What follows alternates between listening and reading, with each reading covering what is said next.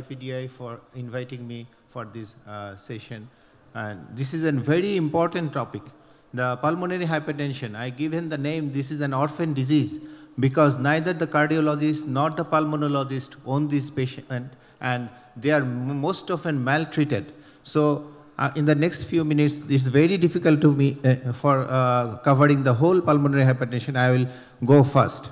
So this is the pulmonary hypertension, mean pulmonary arterial pressure more than or equal to 25 measured by right heart catheterization.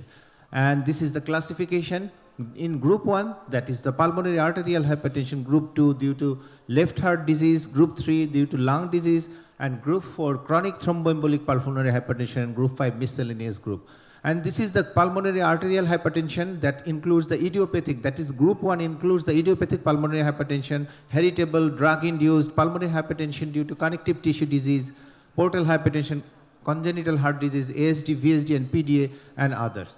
And how we assess the echocardiographically, the tricuspid regurgitant velocity and pulmonary arterial systolic pressure. And from Bernoulli equation, we can measure the pulmonary arterial systolic pressure with right atrial pressure.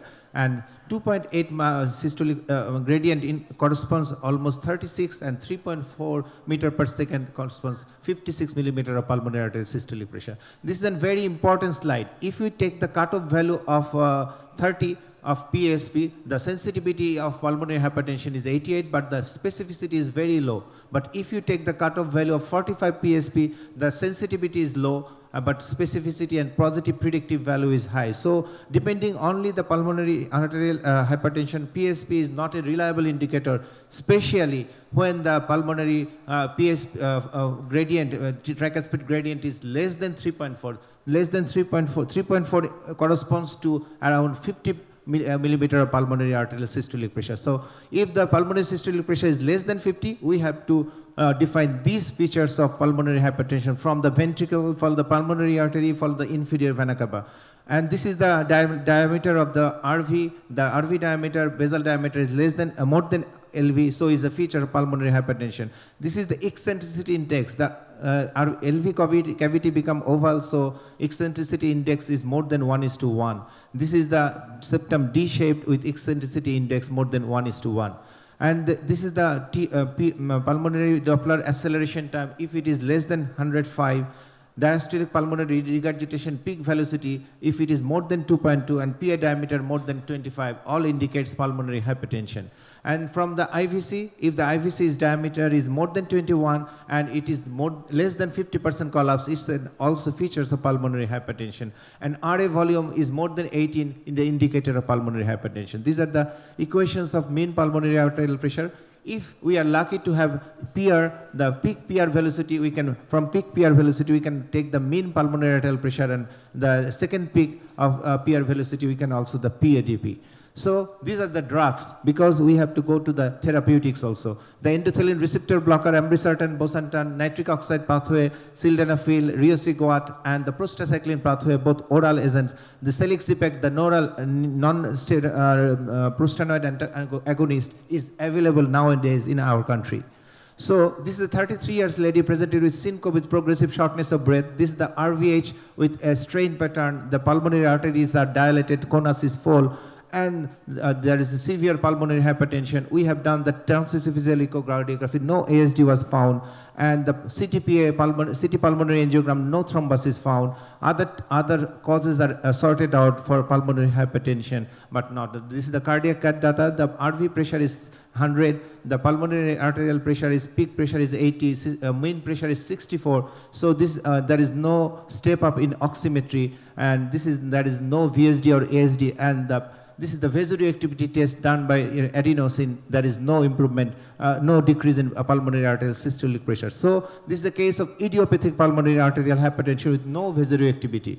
So these are the pulmonary vasodilators drugs are class 1 recommendation here for WHO class 2 and 3. Oral drugs are class 1 recommendation. For WHO class 4, the IV prostanoids is class 1 recommendation. So these are the drugs that, these are the pathway. If the vasoreactivity test is positive, there is a calcium channel blocker can be used.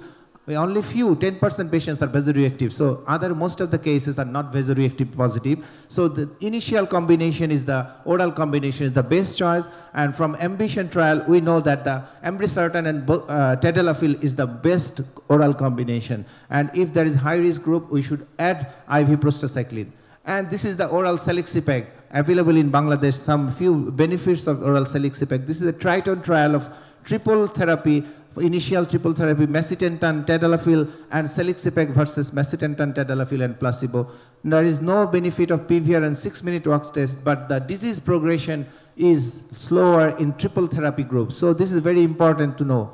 And so the third oral therapy we can use if the low or intermediate risk group is not responding with the oral combination. This is the case of ASD secondum with bidirectional shunt, severe pulmonary hypertension. These drugs, the pulmonary vasodilators, are class 1 recommendation, bosentan, others are class 2B recommendation. This is the left heart disease. This is a case of patient with old myocardial infarction with poor LV systolic function, and there is pulmonary hypertension, LV ejection fraction is 25, and severe pulmonary hypertension with diastolic dysfunction also. So it's a case of heart failure with reduced ejection fraction with pulmonary hypertension, and this is a case of uncontrolled hypertension, diabetic patient, shortness of breath and exertion, the concentric LVH of LV, and the LA is dilated, LA volume index is higher, LV diastolic dysfunction grade 2, E by E prime ratio is 27, E prime is 5, LA volume index is 56, and TRZ velocity is 3.8. These are all 4 features of echocardiography of raised LV EDP. So this is a case of heart failure with preserved ejection fraction with severe pulmonary hypertension. We know 50% of our heart failure patient is preserved ejection fraction, and significantly 70% of this group has pulmonary hypertension. This is a case of mitral stenosis with pulmonary hypertension is common. So the pulmonary hypertension is very prevalent in our disease. 60% of heart failure with reduced ejection fraction, 70% of preserved ejection fraction, 100% symptomatic mitral valvular disease. So this is a very important slide. The patient with heart failure with RV dysfunction with pulmonary hypertension has worse prognosis. So this is prognostically very important, pulmonary hypertension and RV function. Are the pulmonary vasodilators drugs are indicated in this case? The epiprostenol trial terminated early due to the increased mortality in chronic heart failure patient. This is the sildenafil trial. Few benefits are found, but no robust data. There is no randomized trial, not for clinical use. This is also bosentan, sildenafil in preserved ejection fraction patient, no benefit. This is the pulmonary hypertension after valvular correction, and there is limited, no benefit of sildenafil. So this is bosentan in chronic heart failure patient, there is no benefit. So this is an important case. The pulmonary hypertension in mitral stenosis patient treated with PTMC. Look at the pulmonary pressure down in every sector. So this is the cause, left heart cause. We should treat the cause. The pulmonary hypertension cause should be treated. The PTMC should be done, and other causes. But pulmonary hypertension directed therapy, vasodilators are not indicated. These are the lung disease. Lung disease is also associated with pulmonary hypertension. Obstructive sleep apnea is the most common, and the prognosis is also poor. But there is this is an obstructive sleep apnea patient with type 2 respiratory failure, and these drugs are not recommended. These drugs are not recommended, pulmonary vasodilators in lung disease. And this is the last case of my patient. This is a chronic thromboembolic pulmonary hypertension. These are all the features of pulmonary hypertension. And the patient is severe pulmonary hypertension, transesophageal echo, no ASD. And this is the CTPA showing the thrombus in both lung. So this is a case of, we have also found the protein S deficiency. So these drugs is indicated. Lifelong anticoagulation is indicated. Riociguat is a class 1 recommendation. Other vasodilator drugs are some benefits. So, Mr. Chairman, pulmonary hypertension is an orphan disease. Neither the cardiologist nor the pulmonologist own to treat it. The TRZ velocity has a presumptive value of diagnosis of pulmonary hypertension. If the value is more than 3.4, that means the PSP is more than 55, we is almost certain that pulmonary hypertension is present. But if it is 2.8 to 3.5, that is PSP 35 to 55, we're not sure that the pulmonary hypertension. We have to see other features of pulmonary hypertension. Pulmonary arterial hypertension, that is group 1, and pulmonary hypertension are not the same. Pulmonary vasodilator drugs worked for only group 1 patient, not for the others. Still, they are not recommended due to pulmonary hypertension due to left heart cause and lung cause. Thank you very much. Thank you for your patience hearing.